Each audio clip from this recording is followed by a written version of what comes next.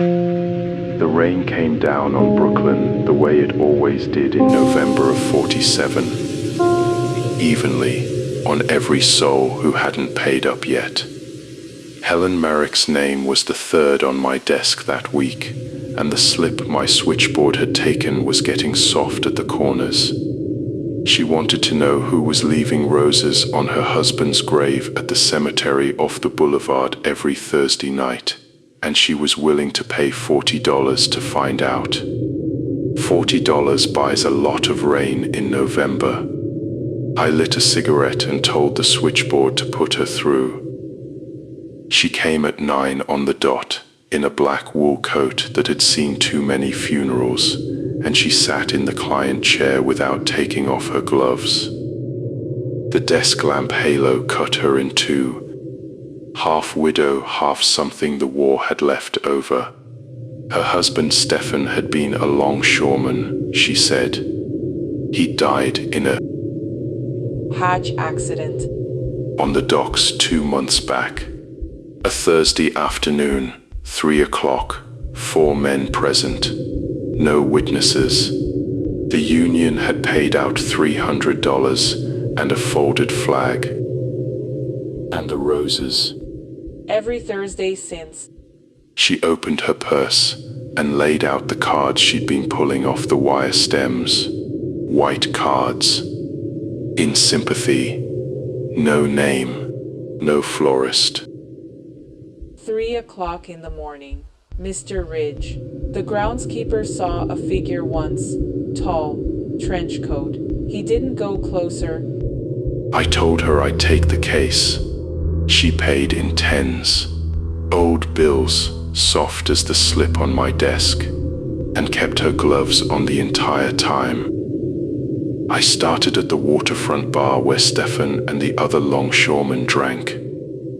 The barman Sully, who'd lost his right hand to a winch in '38, told me what bartenders tell private investigators, nothing he couldn't have read in the morning papers. Stefan was steady, he paid his tab. He'd had a row with a foreman named Kalla the week before he died. Kalla ran the loading crew. Kalla didn't drink at the bar anymore. I asked Sully where Kalla drank now. He looked at the rain on the window, said a closed file is a debt with interest, and polished a bourbon glass with his good hand until I left. Stefan's old neighbor, a longshoreman who lived above a tailor's on a back street, answered his door reeking of cheap rye. He told me the hatch hadn't fallen on Stefan. Stefan had been under the hatch when it came down, which is a different thing. He shut the door on me, and through it he said, in a low voice, that every grave has its visitor, even the ones nobody attends. And his friend, the groundskeeper, would look the other way come Thursday. It was Thursday by the time I left. I drove the car out to the cemetery at 2:30, parked in the lee of the chapel, and walked between the rows in chiaroscuro. Stefan's stone was new. The granite hadn't darkened in the rain yet. I crouched in the shadow of an angel 3 plots over, and I waited, and I listened to the rain knock on the iron fence the way the rain knows what the cops won't write down. At 3 o'clock, a man came up the path with a single white rose. Trench coat silhouette, hat brim shadow over the eyes, cigarette smoke curling from his fist like a flag of surrender.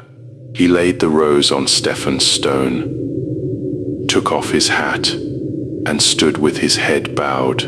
The flickering street lamp at the end of the row caught his face. Vincent Kalla. He didn't startle when I stepped out.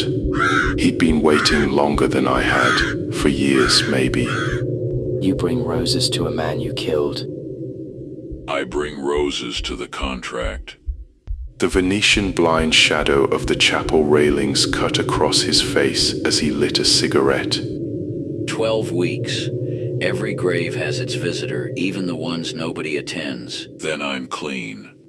Clean of what?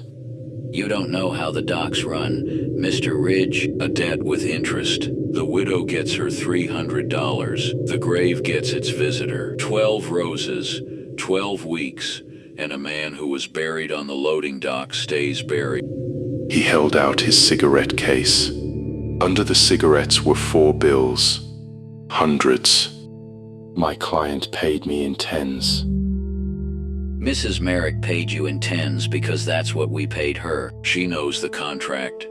Mr. Ridge, she just wanted somebody to count the Thursdays for her, so she'd know when it was over. He left me in the rain. I lit a cigarette of my own and watched it die. Every grave has its visitor, even the ones nobody attends. I drove back to the office with the wipers keeping their own account, burned the slip with Helen Marek's name on it, and poured a bourbon. That was the contract. Outside, the rain kept counting.